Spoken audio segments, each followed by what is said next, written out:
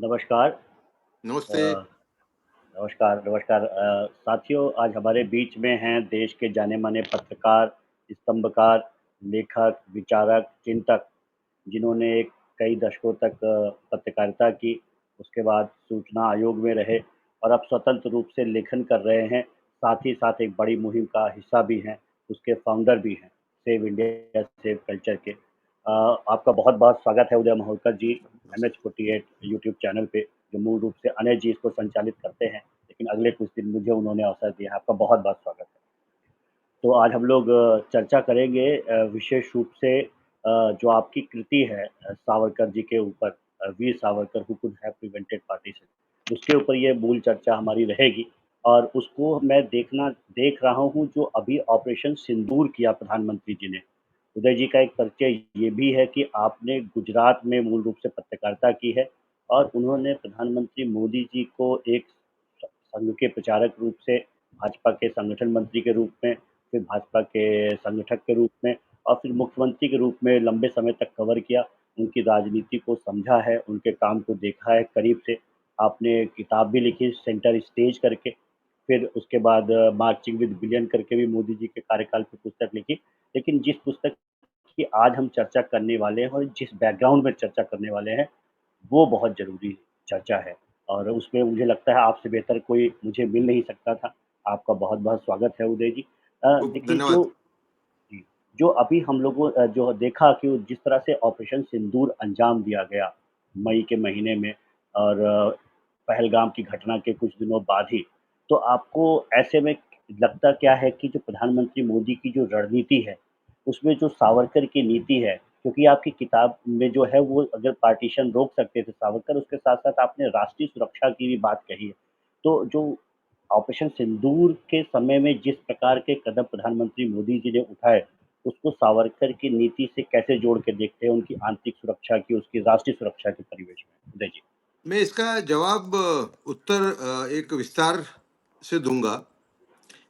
देखिए, हमारी जो पुस्तक है, मेरी और मेरे सह-लेखक चिरायु पंडित की, वीर सावरकर जो भारत का विभाजन रोक सकते थे, वो भारत के इतिहास में एक बहुत ही अनोखी पुस्तक है। वो पुस्तक सावरकर क्रांतिकारी पे है ही नहीं। वो पुस्तक है मुस्लिम तुष्टीकरण, उसके पहले 2 चैप्टर हैं। एक है अलीगढ़ मुस्लिम यूनिवर्सिटी का रोल मुस्लिमवाद इस्लामवाद बढ़ाने में। सेकंड चैप्टर है कांग्रेस का मुस्लिम तुष्टीकरण और थर्ड चैप्टर है वीर सावरकर का हिंदुत्व। समझा? तो ये पुस्तक ये प्रूव करती है कि वीर सावरकर जो थे वो भारत के राष्ट्रीय सुरक्षा के पितामह थे। पितामह के रूप में हमको आज भी उनको देखना चाहिए।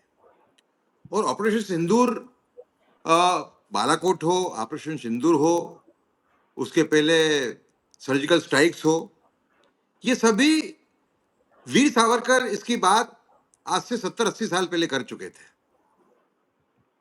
कैसे? जब भारत का विभाजन का अनाउंसमेंट हुआ जून जून 1947 में, तो उन्होंने उस टाइम पे कहा था कि देखिए, भारत करीबन 80% भारत को हम आजाद करने में सफल हुए, बड़ी बात है। लेकिन 20% जो भारत जो गया है पाकिस्तान के पास, वो हमारे लिए बहुत बड़ा खतरा बन के आगे जाके खड़ा होगा। उस टाइम पे उन्होंने कहा था कि Pakistan should be treated as a rebel province and it should be annexed at the first possible opportunity. मौका मिलते से ही हमें उसको अटैक कर उसको हमारे में फिर से मिला लेना चाहिए, वरना ये पाकिस्तान हमें चैन की नींद नहीं सोने देगा। ये बार बार ये बात साबित हुई है। उसका जो अंतिम उदाहरण है वो है पहलगाम। समझे? तो हमने हमारी जो पुस्तक लिखी है 2022 में, उस टाइम पे बालाकोट हो चुका था। ये जो माओइस्ट के सामने जो पूरी मुहिम है वो भी काफी एक बड़े पैमाने पे उसको इम्प्लीमेंट किया जा रहा था। तो हमारी पुस्तक आई है 2022 के अंदर। और हम इसमें हमारा जो इंट्रोडक्शन का जो शीर्षक है वो है dawn of the Savarkar era. कैसे आप लेकिन ये देखेंगे ले, इसको? लेकिन आपने 2008 के अंदर लगभग ऐसी परिस्थिति पाकिस्तान में मुंबई में खड़ी की थी, और अब तो एक पुस्तक आ गई जो बता रही कि एक जनरल ने कहा भी यूपीए वालों को कि भाई आप ये पाकिस्तान को अटैक करने के ये बिल्कुल एक मौका है, हमें हमें हमें पाकिस्तान को सबक सिखाना ही चाहिए, और हमने नहीं सिखाया। पहलगाम के बाद में नरेंद्र मोदी ने इस्लामाबाद को भी खतरे में डाल दिया,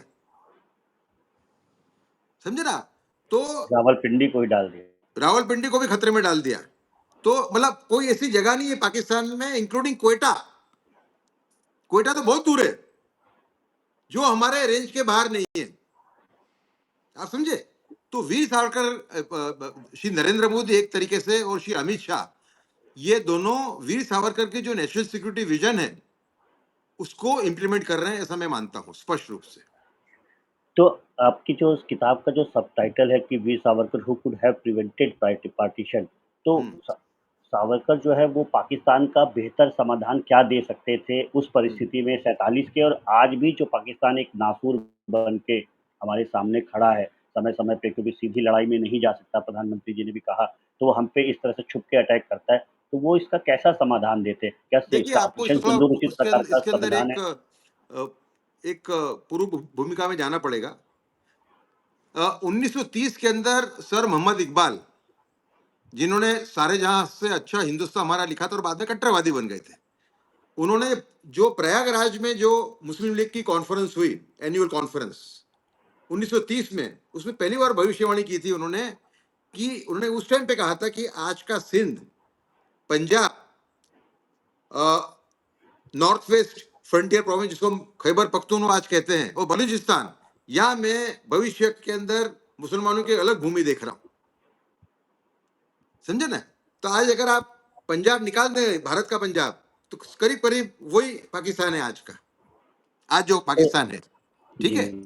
1932 के अंदर रहमत अली चौधरी नाम के गुज्जर मुसलमान थे पंजाब के, ऑक्सफोर्ड में पढ़ते थे, तो दूसरी गोल मेजी कॉन्फ्रेंस हुई, उसके अंदर उन्होंने एक पेपर को सर्कुलेट किया मुस्लिम पार्टिसिपेंट्स के बीच में, जो उसमें मुस्लिम पार्टिसिपेंट्स थे उनके बीच में उन्होंने एक पेपर सर्कुलेट किया, नाउ और नेवर, मुसलमानों के लिए अलग देश मांगने का कब सुनहरा मौका ये है, बाकी नहीं, ये मौका फिर से नहीं आएगा।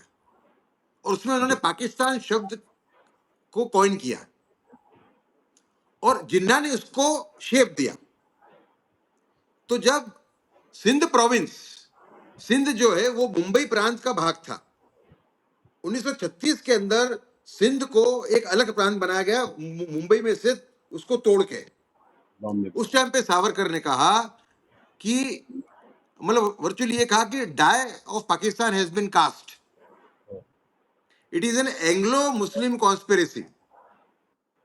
और 1937 का उनका जो वक्तव्य है, जब उन्होंने पद ग्रहण किया हिंदू महासभा के अध्यक्ष के रूप में कर्नावती में, अहमदाबाद में, उस टाइम पे उन्होंने स्पष्ट कहा कि अगर कांग्रेस हिंदू हकों का हनन करके मुस्लिम तुष्टीकरण करती रहेगी तो पाकिस्तान मुमकिन है, पाकिस्तान बन सकता है, बिल्कुल। भारत तो का विभाजन हो सकता है। तो वीर सावरकर जो हैं वो भारत की विभाजन की भविष्यवाणी करने वाले पहले व्यक्ति थे, वो भी 10 साल पहले की थी उन्होंने। विभाजन हुआ 1947 में, उन्होंने 9.5 साल पहले, टू बी प्रिसाइज, कर्नावती में यह भविष्यवाणी उन्होंने की थी। उसके बाद में उन्होंने पूरे भारत का भ्रमण किया, मतलब भारत का कोई कोना नहीं जो उन्होंने छोड़ा होगा। कम से कम 7 साल तक उन्होंने भ्रमण किया, 7 नहीं, मैं मानता हूं कि हाँ 6 साल तक, और समझाने का प्रयत्न किया कांग्रेस के नेताओं को और प्रजा को कि रास्ता बड़ा खतरनाक है, पाकिस्तान बन सकता है। और मार्च 1941 के अंदर लाहौर के अंदर जिन्ना ने पाकिस्तान रेजोल्यूशन पास किया। तो हम लोग आपको अच्छा, सुनते इसके बाद रहते हैं में अखंड हिंदुस्तान कॉन्फ्रेंस उन्होंने बुलाई, मेरे ख्याल 1944 में या 45 में, अखंड हिंदुस्तान कॉन्फ्रेंस। इसके अंदर देश के बड़े बड़े बुद्धिजीवियों ने भाग लिया, और उन बुद्धिजीवियों ने कहा कि वीर सावरकर देश का विभाजन रोकने का प्रयत्न कर रहे हैं, उनको एक कम्युनल इंसान के रूप में उनको नहीं देखना चाहिए। जी समझे ना? तो सावरकर जो हैं, उन्होंने भारत के विभाजन की भविष्यवाणी 9.5 साल पहले कर दी थी, और अगर जी उनके पथ पे कांग्रेस और भारत के लोग चले होते तो विभाजन ना होता। बिल्कुल, बहुत ही सुंदर। आपको हम लोग जब सुनते हैं तो कई बार आप हम लोगों को व्यक्तिगत चर्चा में भी और कार्यक्रम में भी बोलते हैं कि सावरकर को आप father of India's national security कहते हैं। तो इसके पीछे के क्या आधार है? नहीं, देखिए, पार्टीशन का तो बता दिया मैंने आपको, है जी ना? अच्छा, वो भी भविष्यवाणी बताई मैंने आपको कि भाई उन्होंने कहा कि Pakistan should be treated as rebel province and should be annexed to Bharat at the first possible opportunity. ठीक है? तो इसके बाद में चाइना की बात करें हम। चाइना में जब 1952 में जब चाइना सैनिक रूप से हमसे आगे निकल गया। देखिए, चाइना चाइना आज का चाइना का गठन हुआ है 1948 में, भारत के गठन, आजाद भारत के सिर्फ 1 साल के अंदर। ठीक है? और चाइना हमसे आर्थिक रूप से, सैनिक रूप से बहुत पिछड़ा हुआ था। 1952 में जब सावरकर ने देखा कि चाइना सैनिक रूप से हमसे आगे निकल गया है, और उसने तिब्बत तो हथिया लिया है 1950 में, तो सावरकर ने कहा कि ये भारत के लिए बहुत ही खतरे वाली परिस्थिति है, हमें चेतना चाहिए, और हमें हमें अणुशक्ति बनना चाहिए। जो अणुशक्ति हम 1976 में बने, वो अणुशक्ति बनने का एक तरीके से कहूंगा कि एक एडवाइस या एक सुझाव सावरकर ने 1952 में दिया था। 1954 के अंदर जब चाइना जो है वो और भी आगे निकल गया, और नेहरू जी ने बात की पंचशील की, ऐसे 5 मंत्र जो भारत और भारत के पड़ोसी देश को भाईचारे के रूप में रख सकते हैं। उस टाइम पे सावरकर ने 1954 में कहा कि जहां चाइना ने हथिया लिया हो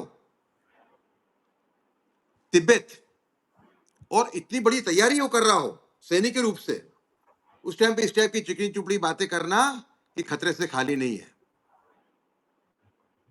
तो और बिल्कुल अगर यही पॉलिसी नेहरू की चालू अगर उन्होंने जारी रखी, तो मुझे थोड़ा भी अचंभा नहीं होगा कि चाइना भारत पे आक्रमण करके भारत की जमीन ही हथिया ले। तो 1962 वॉर जो है, उसकी भविष्यवाणी वीर सावरकर ने 1954 में की थी, 8 साल पहले। उस टाइम पे उन्होंने कहा था कि जवाहरलाल नेहरू हमारा पंचशील है, मंत्र करने की माला, हम्म, और चाइना का पंचशील है submarine, bomb, hmm. Missile, machine gun, tank. तो सावरकर ना सिर्फ पाकिस्तान की समस्या को उन्होंने समझा था, बाकी जो चाइना जो कि भविष्य में आके हमारे लिए नहीं, समस्या वाला, और भी आप सुनिए आगे। उसके बारे आप में देखिए, भी आपको बहुत समझना कुछ पड़ेगा सारा। इसके अंदर हमने जी कैसे जी। कैसे मौके गंवाए। हम्म, 1965 में हमारी जो सेना है, जाट हम्म, रेजिमेंट, वो हम्म, सिर्फ 13 किलोमीटर था, दूर था लाहौर से। हम्म, मैं लाहौर पुलिस स्टेशन के हद में घुस गया था। हम्म। थोड़ा डिले हुआ था हमने कैप्चर करने में, लेकिन अगर चले जाएगा। एक आध अभी दिन भी और गूगल हम पे फोटो खींचते मिल जाते हैं। तो जी हम उसको कैप्चर कर लेते। जी। लाहौर को कैप्चर करते, हम पंजाबी कैप्चर कर लेते। पूरा। लेकिन क्योंकि अ, लाल बहादुर शास्त्री गांधी नीतियों से प्रभावित थे, हम्म, उन्होंने सीज फायर एक्सेप्ट कर लिया। हम्म, और ये सावरकर ने जो मौका कहा था, जो कहा था कि हमें पाकिस्तान को रिबल प्रोविंस मान के उसको हम हमारे में रीएनेक्स कर लेना चाहिए, जी वो मौका हमने गंवा दिया। अच्छा, याद रहे बिल्कुल। कि उस टाइम पे ये जो टेरर फैक्ट्रीज हैं, हम्म, ये देवबंद वालों की, और वहां पे जो जो जिया ने खड़ी की, उस टाइम पे नहीं थी। हम्म, उस टाइम पे आतंकवादी पैदा नहीं हो रहे थे, समझो आप। बिल्कुल नहीं, बिल्कुल, बिल्कुल, उसका कितना आसान था। उस टाइम पे हम उसका कब्जा आसानी से कर सकते थे। हाँ, फिर बिल्कुल, ये तो बहुत 1941 में हमने 1951 में 71 में हमने पाकिस्तान के 2 टुकड़े कर दिए। क्या फायदा हुआ हमारा? 71 में, हमने 71 न तो पीओके लिया, हुँ, हमारे पास 93,000 बंदी सैनिक सैनिक थे पाकिस्तान के, और तो और हमने 3 तहसील पाकिस्तान की जो हमारे कब्जे में रही सिंध की, वो हमने वापस कर दी, और वहां के हिंदू जिन्होंने हमें मदद की थी हुँ, वो तहसील कैप्चर करने में डर के मारे उनका स्थलांतर हुआ। 1 लाख हिंदू उस टाइम में माइग्रेट हुए भारत में 71 वॉर के बाद, डर के मारे। जी, आप समझे? तो बिल्कुल, कांग्रेस जो है, कांग्रेस का जो रिकॉर्ड है वो डिजास्टर का रिकॉर्ड है। नेशनल सिक्योरिटी में Congress is the biggest disaster. ये जो जो मोदी जी अभी कर रहे हैं, जो अमित शाह जी अभी कर रहे हैं, ये स्टार्ट होना चाहिए था 1950 के अंदर, जब रिपब्लिक बने। जी, अब 1950 में तो मोदी आज जी, अमित आज शाह हम जी नहीं महासत्ता थे। होते, कई साल पहले बन जी, चुके बिल्कुल, होते। तो जो आज की और तारीख तो में और मोदी जी नेहरू ने जब हमको जी, सिक्योरिटी काउंसिल की सीट ऑफर की, अमेरिका ने, हमने जी, ना बोल दिया, हाँ, और वो मिल तो गई ऑपरेशन चाइना को। जी, जो चाइना आज तक हमारी एंट्री रोक के बैठा हुआ है बिल्कुल, यूएन सिक्योरिटी काउंसिल के अंदर। बिल्कुल, तो तो कांग्रेस ने उस जो समय तो वो नहीं कर पाए। मातृभूमि के साथ पाप किए हुए, एक तरीके से पाप किए हुए, मैं तो जी, कहूंगा ये पाप है। जी, बिल्कुल, जो भूमि के अंदर महाराणा प्रताप, हुँ, छत्रपति शिवाजी महाराज, हुँ, रानी दुर्गावती, हुँ, राजस्थान के अनेक बड़े बड़े शूरवीर, जी, मतलब ऐसे हंड्रेड्स की संख्या में है, समझो आप। हुँ, हुँ, जैसे महाराष्ट्र में है, हर पूरे भारत में है। जी, जब मौका आया कि हम उनका नाम उजागर करें, जी, तो हमने उल्टा रास्ता अपनाया, हुँ, क्योंकि हम गांधी जी की 2 चीजों से प्रभावित थे।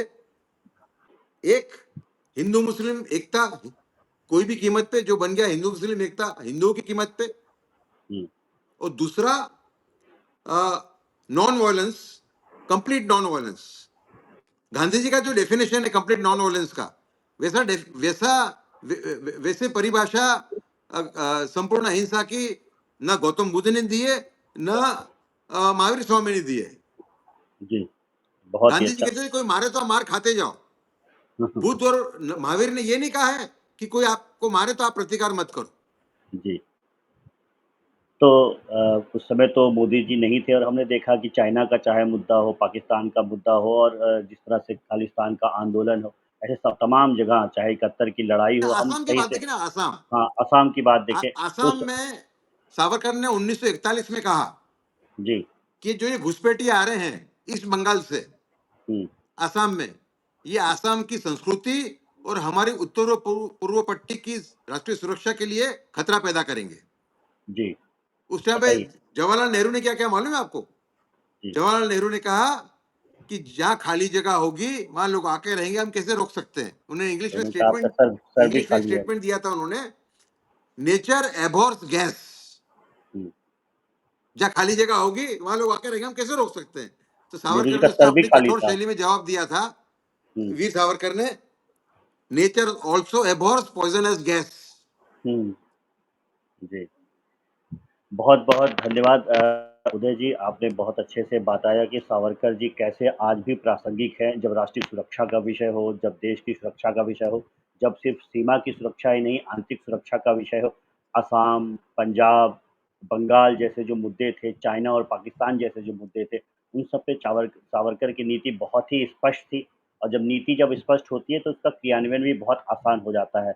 ऐसा हम लोग मान के चलते हैं कि जो प्रधानमंत्री नरेंद्र मोदी जी की आज नीति है, चाहे वो राष्ट्रीय सुरक्षा की नीति हो, आंतरिक सुरक्षा की नीति हो, कभी आपसे जो ऑपरेशन ब्लैक फॉरेस्ट चल रहा है और जिसमें नक्सलिज़्म को खत्म होने की बात कही गई है, कभी हम उस नहीं, पे भी नक्सल आपसे वीडियो मैं आपको करेंगे थे, बताऊं एक उस बात, पे अलग वीडियो वो करेंगे। जो काम किया है जी, अपने जी, अमित शाह जी ने। अमित शाह जी ने, वो तो अगर सरदार पटेल तो वो भी उसका गर्व करते। जी, इतना बड़ा काम है उस पे वो। के उस पे एक अलग से वो करेंगे कि आंतरिक सुरक्षा को लेके देश पे सौ सावरकर जी की क्या सौ समझ थी और अभी सौ डिस्ट्रिक्ट में था जी, माओवाद, आज 12 120 डिस्ट्रिक्ट अब पे आ 6 गया है, 12 जिले पे बात आ गया है। 26 मार्च तक खत्म। तो अभी के लिए सिर्फ इतना ही, हम लोग फिर से इस पे चर्चा करेंगे सावरकर की नीतियों को ध्यान में रख के आंतरिक सुरक्षा पे भी। लेकिन जो राष्ट्रीय सुरक्षा पे जो कहा उन्होंने और जो प्रधानमंत्री मोदी कर रहे हैं, जो हमने ऑपरेशन सिंदूर में देखा कि खून नहीं गरम सिंदूर बह रहा है उनके धमनियों में, उनके नसों में, तो ये कहीं सावरकर की प्रेरणा से ही संभव है। आपने हमें समय दिया इसके लिए बहुत-बहुत धन्यवाद। हम लोग एक बहुत बार फिर धन्यवाद से आपका। मिलेंगे। नमस्कार।